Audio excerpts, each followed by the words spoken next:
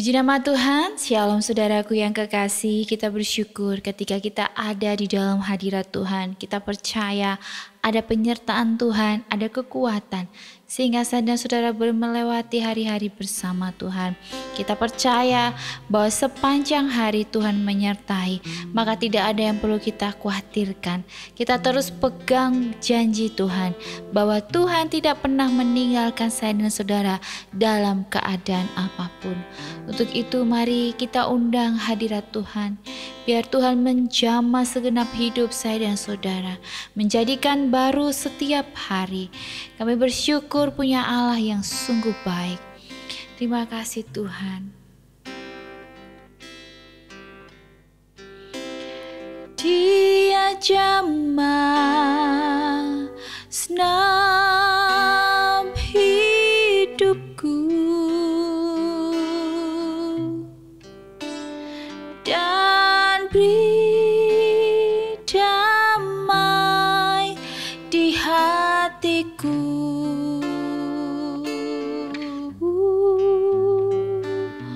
Semua tak berubah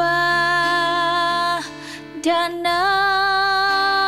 aku tahu Yesus jamah ku jadi baru. Oh, Dia jamah senam hidupku dan beri damai di hatiku.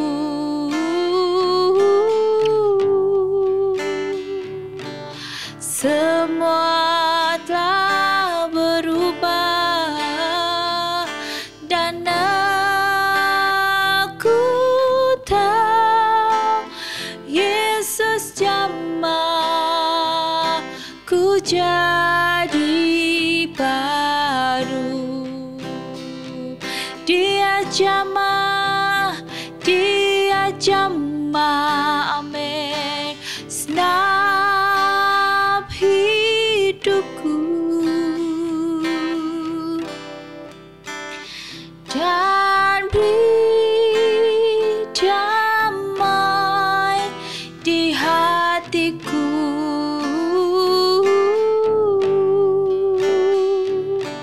Semua telah berubah dan aku tahu Yesus jamah ku jadi baru.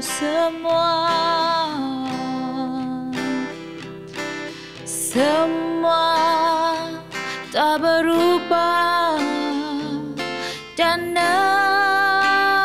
aku tahu Yesus jamah ku jadi baru. Katakan dengan segenap hatimu. Something happened and now I know He touched me and made me whole. Oh,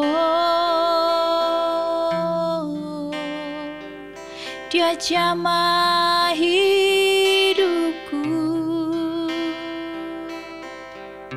Aku bersyukur Tuhan. Oh,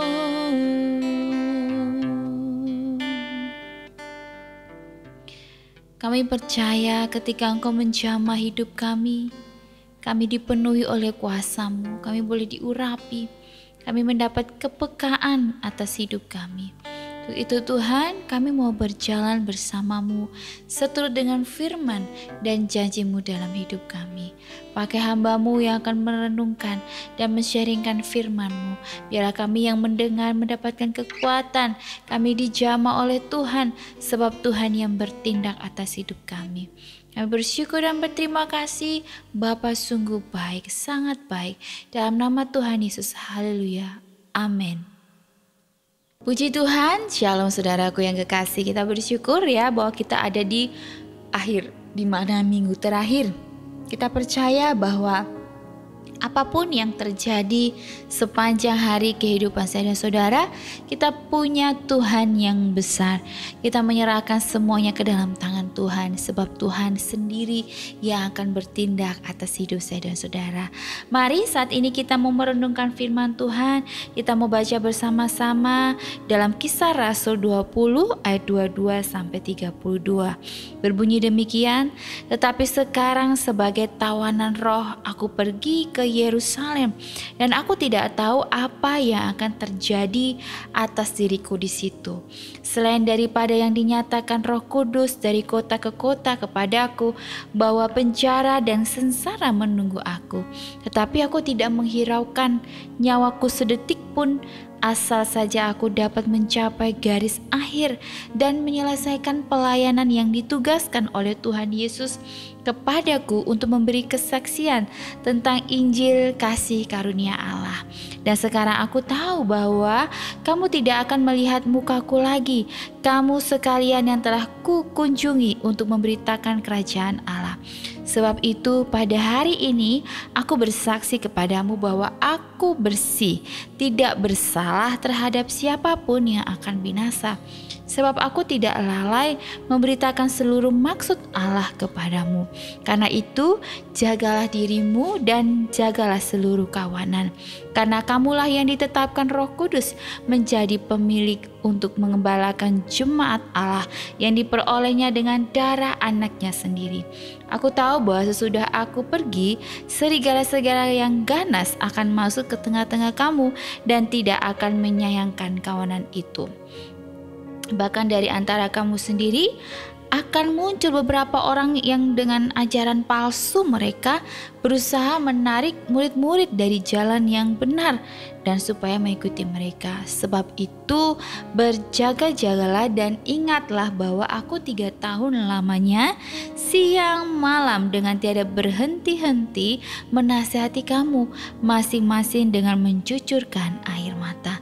Dan sekarang aku menyerahkan kamu kepada Tuhan dan kepada firman kasih karunia-Nya yang berkuasa membangun kamu dan menganugerahkan kepada kamu bagian yang ditentukan bagi semua orang yang telah dikuduskan. Amin.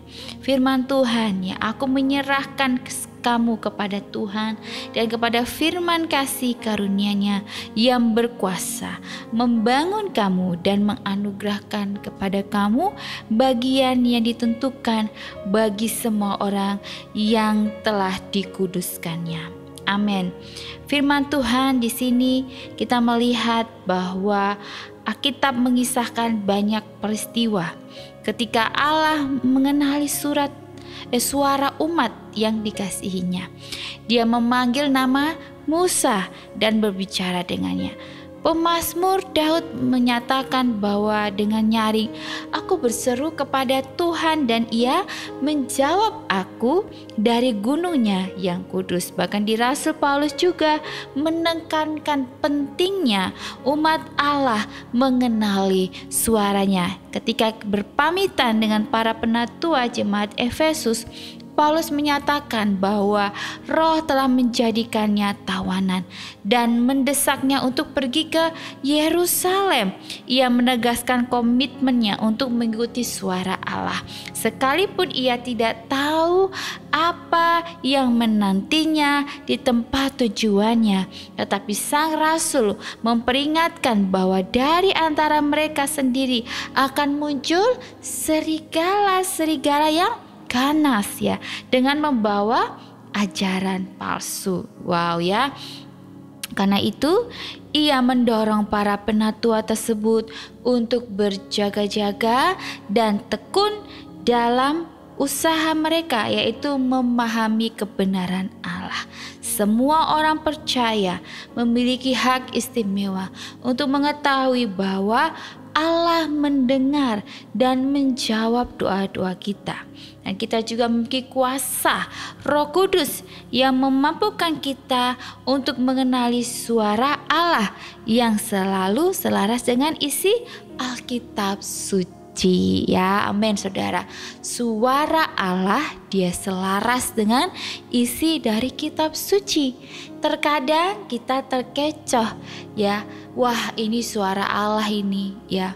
Saya diharuskan untuk berhutang. Ya, saya pernah punya salah satu adalah ya kenalan, ya. Dia orangnya jauh, ya. Terus ya kita memang kenal, ya kita kenal, kita juga pernah berpartner. Dan dia pernah teks WhatsApp ke saya.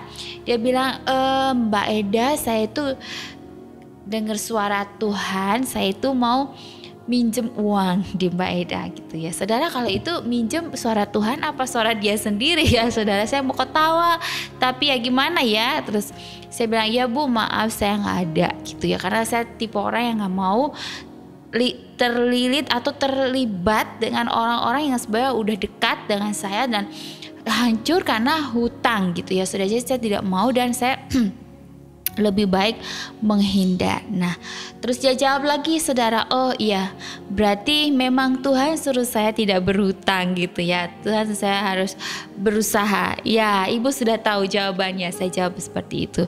Dalam hidup ini kadang kita seenaknya ya memakai nama Tuhan.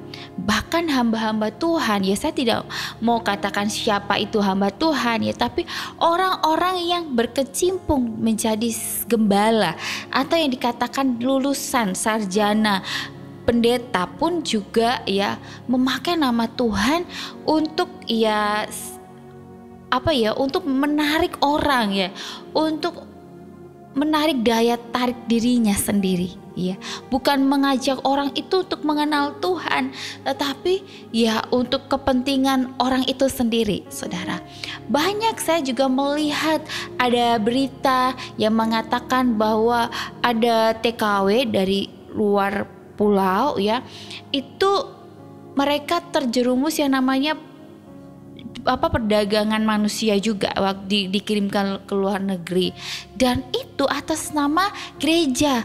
Dan bahkan pendeta itu pun juga berkata bahwa kami sudah doa dan ini mendengar suara Tuhan bahwa Anda harus gini dan semacamnya. Nah, kita perlu tahu ya bahwa suara Tuhan itu harus selaras dengan isi Alkitab. Banyak dari kita tertipu dengan yang sebenarnya ajaran-ajaran palsu, yaitu Tuhan sendiri yang bilang firman Tuhan serigala-serigala. Wah ya, mereka itu ibaratkan seperti apa saudara? Serigala ya, serigala yang ganas ya, yang mengerikan. Wah ya, ajaran-ajaran palsu itu adalah serigala-serigala yang ganas saudara. Untuk itu kita perlu persiapkan diri kita. Untuk apa? Untuk bisa mengenal dan memahami suara Tuhan. Orang yang memahami dan mengenal suara Tuhan, orang yang tidak mengambil keputusan secara gursa-gursu. Ya, saya pernah juga menghadapi yang namanya dilema. Ketika kok belum ada jawaban, padahal saya besok harus memberikan jawaban itu. Tetapi ketika saya memberikan jawaban itu tidak sesuai dengan apa yang Tuhan mau, ada yang namanya ketidaktenangan. Kita jadi hilang damai sejahtera. Itu berarti Tuhan tidak mengizinkan, tetapi kita memaksa karena kita mau sesuai dengan kehendak kita. Untuk itu ketika saya berdoa, saya minta Tuhan, kalau memang ini kehendak-Mu, Engkau akan memberikan hamba-Mu ini jalan yang tepat. Engkau akan berikan hamba-Mu ini damai. Engkau akan memberikan hamba-Mu ini sukacita. Saudara, karena di dunia ini banyak sekali yang menggiurkan, ya, yang membuat kita manusia itu gampang terkecoh, gampang percaya ya dengan apa yang ada di dunia ini, sehingga kita lupa untuk bertanya kepada Tuhan. Kita butuh yang namanya kita komunikasi dengan Tuhan, bukan saat kita minta, tetapi dalam segala hal kita butuh yang namanya Tuhan. Saya dan saudara selalu ada untuk tetap berkomunikasi dengan Tuhan. Orang yang selalu menyerahkan hidupnya kepada Tuhan bukan berarti orang yang aman, yang baik-baik saja, tapi justru orang yang penuh dengan ujian, ya, penuh dengan yang namanya tantangan, rintangan. Karena memang Tuhan itu mau mendewasakan seseorang dengan cara yang seperti itu untuk mendatangkan kebaikan, ya. Kadang kita itu tidak mengerti, ya. Saya mendengarkan firman Tuhan dan membaca firman Tuhan tentang yang namanya Yusuf, ya. Dia di mana, ya, karena akibat dijual oleh adik kakak-kakaknya, ya, ke tanah Mesir, ya. Dia dibeli orang Mesir, ya, yang harus jadi budak, ternyata dia harus jadi raja, saudara. Ketika hal-hal yang mungkin membawa kita kok seperti ini, ya Tuhan, tetapi kita kalau memahami lagi bahwa ada rencana Tuhan yang indah. Saya ingat juga waktu dulu ketika saya mau merintis usaha, ya, saya pinjam uang ke saudara, tidak ada yang mau ngasih. Yang ngasih cuma sebentar, habis itu ditagih, ya, cepet-cepet suruh bayar, saudara. Banyak sekali yang membuat saya akhirnya kok seperti ini, ya. Kok keluarga saya sendiri seperti ini. Tetapi saya bersyukur, ya, Tuhan punya rencana bahwa saya tidak boleh mengandalkan manusia. Saya harus mengandalkan Tuhan, ya. Ketika itu, ya, ketika keadaan sulit, Tuhan mengubah semuanya menjadi indah. Malah justru sekarang, ya, sudah saya sendiri yang menghutang, ya. Untuk itu kita percaya bahwa kalau kita hidup untuk Tuhan tidak selamanya mudah, tetapi engkau dikasih kekuatan, ya. Kekuatan untuk apa? Untuk melewati, kekuatan untuk bisa selamanya untuk tetap berada dalam perlindungan Tuhan, ya. Walaupun kadang kita harus diuji, kadang kita harus melewati hal yang pahit. Untuk itu bersyukur ketika hal-hal yang pahit itu terjadi, bahwa sebenarnya Tuhan sedang menyediakan tempat yang indah buat saya dan saudara untuk mengerti dan mengenal akan Tuhan. Untuk itu saudara, kita harus berhati-hati untuk tidak tergiur dengan kelimpahan-kelimpahan yang ada di dunia, tetapi kita pegang janji firman Tuhan, ya, harus selaras dengan isi firman Tuhan. Maka dari itu, supaya engkau tidak terjerumus dalam kesesatan, engkau harus setia membaca firman Tuhan, merenungkan firman Tuhan, memuji Tuhan, supaya engkau tidak terjerumus dengan hal-hal duniawi, dengan pengajaran-pengajaran sesat, ya, yang membuat yang mungkin kelihatannya kok nikmat, kok kayaknya enak gitu, ya, tetapi ternyata menjerumuskan. Untuk itu kita perlu yang namanya punya hubungan yang baik juga dengan Tuhan, agar Tuhan juga bekerja atas kehidupan saya dan saudara, supaya kita boleh mengerti dan memahami kehendak Tuhan. Untuk itu saya mengajak saudara, dalam hidup ini jangan bimbang, jangan takut, jangan ragu, maju saja. Kalau memang itu benar, saudara maju saja. Saudara berjuang, berusaha, dan percaya bahwa ada penyertaan Tuhan. Walaupun kita tidak pernah tahu, ya, apa yang akan terjadi di depan, tetapi kita tahu bahwa kalau Allah turut bekerja di dalam segala hal, itu akan mendatangkan kebaikan bagi kita, saya dan saudara, bagi mereka yang mengasihi akan Tuhan. Amin, saudara. Puji nama Tuhan. Mari kita berdoa. Kami bersyukur Tuhan bahwa firman-Mu mengingatkan kami bahwa kami mau hidup di dalam Engkau dengan percaya dan tidak takut, karena kami punya Engkau yang besar. Ketika kami menyerahkan hidup kami ke dalam tangan-Mu, kami percaya bahwa Tuhan akan mengadakan bagi kami hal-hal yang luar biasa. Ajar kami mengerti dalam setiap proses hidup kami. Ajar kami juga Tuhan untuk tidak gampang terpengaruh dengan hal-hal dunia, pengajaran-pengajaran sesat yang membawa kami terjumus dalam kelimpahan, tetapi membawa kami dalam mengenal akan Tuhan, mengenal akan firman firman-Mu, dan firman-Mu itu kutanam dalam hati, sebab firman-Mu itu memberikan kami damai, sukacita, dan menguatkan kami dalam menjalani hari-hari kami. Kami bersyukur Tuhan, dan kami berterima kasih Bapa, dalam nama Yesus yang menjadi juru selamat dan penebus kami yang hidup. Haleluya. Amin. Puji nama Tuhan. Shalom.